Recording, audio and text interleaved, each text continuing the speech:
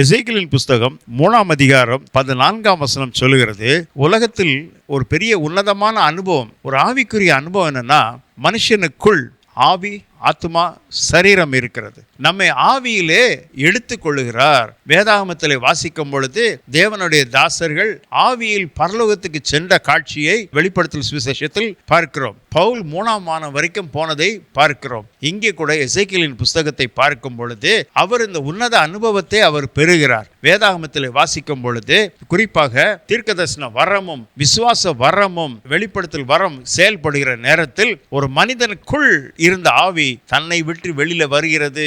அந்த ஆவியில என்னன்னா, கர்த்தர் கொண்டு போய் காரணம் எப்படி நடத்துகிறார், எப்படி உன்னுடைய உடம்புக்குள்ள இருந்த ஆவி வெளியே எப்படி வருகிறது என்றால், கர்த்தருடைய கரம் என்மேல் பலமாக இருந்தது. ஒரு மனிதனுக்குள் இருந்த ஆவி அவனை விட்டு வெளியில போனா இறந்துருவான். ஆனா உனக்குள்ள இருந்த ஆவி வெளியே வந்தாலும் அவன் உயிரோடு இருக்கிறான். காரணம், கர்த்தருடைய கரம் என்மேல் பலமாக இருந்தது. கர்த்தர் உன்னை பலப்படுத்துவாராக. ஆமென்.